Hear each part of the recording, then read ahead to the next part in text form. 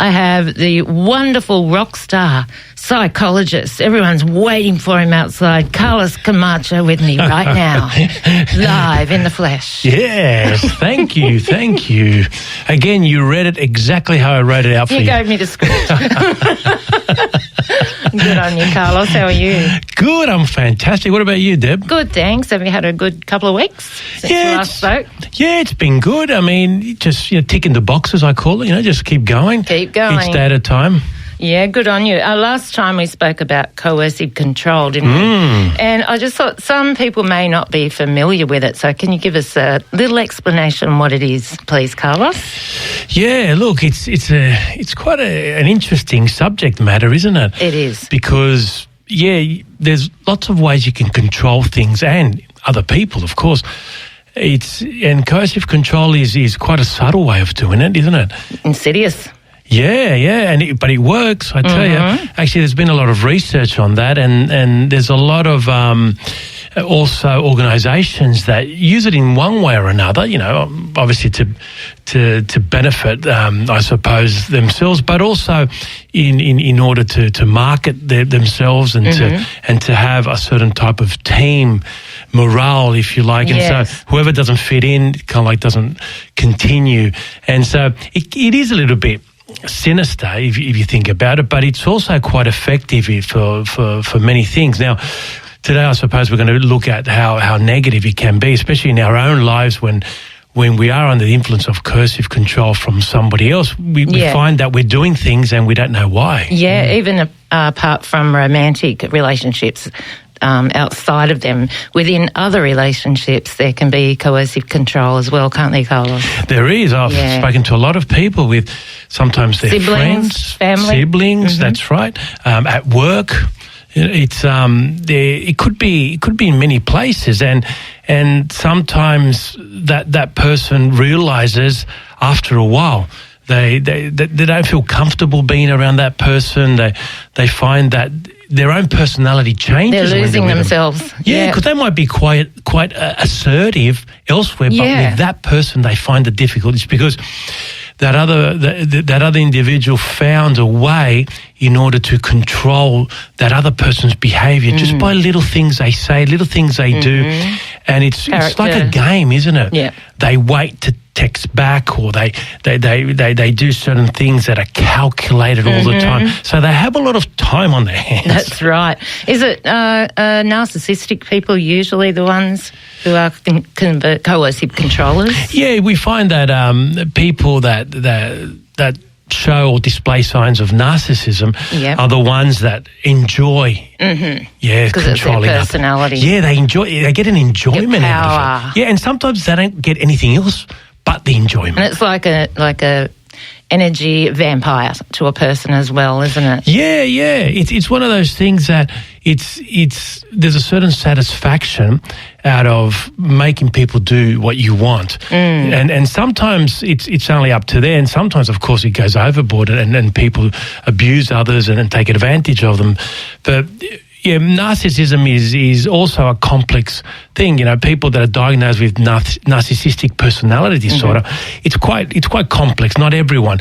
We can all show signs of narcissistic behaviour, but it doesn't necessarily mean we suffer from that condition. Now, it's we all, in a way, sometimes make decisions that are for ourselves, that are self-centered, and sometimes even selfish, but it doesn't necessarily mean we're narcissistic. I think when there's a pattern and we can see that it's ongoing, that's when we have to worry. And if you see someone that is under that influence, you need to give them a bit of a nudge and maybe just make them notice it. Yeah, just say, hey, what's happening with this and that? They may not see it, but if you say it and another person says it, then another person, you'll find that they come out of that almost like a trance. It is. Okay. And what about within family situations like siblings or parents or whatever? What's your advice to those people? That's a difficult one because they spend so much time together. Yeah. And when someone has a stronger personality, a little bit more like narcissistic, let's say, and they enjoy controlling others, they have a lot of time to implement their strategy, don't they? Yeah. So I think the best thing is is to give people information. Knowledge is power, like Plato, the great Plato, the philosopher Yeah, from ancient Greece. You love philosophy. Yeah, I love it. It's great, isn't it? It's great. And nothing much has changed since 2,500 years ago, since Plato said that, because it is. Knowledge is power. If you know about your situation, if you know how to identify certain traits, and you know what type of situation that not only other people find themselves in, but you may find yourself in, that is very powerful, because now you have the opportunity to change it. But we need to know what we're dealing with first. So, and boundaries, they're important, aren't they? Oh, yeah. So important. That's right. I think that could be one of the first things, that if a person's under the influence of someone that's coercive, then the first thing is to implement those boundaries and to try to detach themselves, firstly physically from them, spend less time with them, and then emotionally that would follow. Yeah, it'll take a little while to get used to it, I suppose. But then once they've broken free from that coercive control, their relationships seem to be better, don't they? Once they learn not to be attracted or be attractive to those people. Yes, that's right. And you find, Deb, that also some people continue looking for the same type of personality. It's just that sometimes we feel comfortable with a certain type of person around us who is not necessarily great for us. So we have to decide what we're going to do from there. Is it, are we just going to feel comfortable because that's what we know, or is it time to change, you know? And I love that. I think we all have an opportunity to change and just to try something new in your life, because you'll be surprised. It's fantastic, and it's not that hard. And who you attract then when that change is happening. That's right. Happened. Exactly. And if you want someone in your life, then it's somebody that is going to give you as much as you're giving. And that's the sign of a good relationship. But when the other person's taking more, it's not a good sign. It's just like a business transaction. You know, no one would go into business if it's costing you more money than what you're making. So a relationship is very similar. That's right. It's time to start loving yourself. I think so, yeah.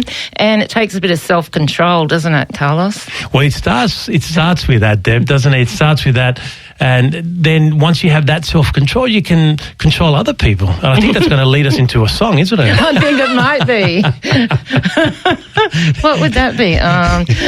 Thanks, Carlos. So you'll be back, in a couple of weeks or next week, whenever you can, with work commitments? Yeah, look, I might even pop in next Friday. Okay. I've got a few things on Thursday, but I would love to. But the next one. That's right. All right. Next Friday, I think it would be great just to round off this subject matter, because it's so interesting, and we've had a lot of people also inquiring about it. So I'd love to round off and maybe go into a bit more detail. Fantastic. Thanks again, Carlos. So it's Laura Branigan. I suppose the song might be called Self-Control. Isn't it a great 80s song? Good on you, Carlos. Thanks for your choice.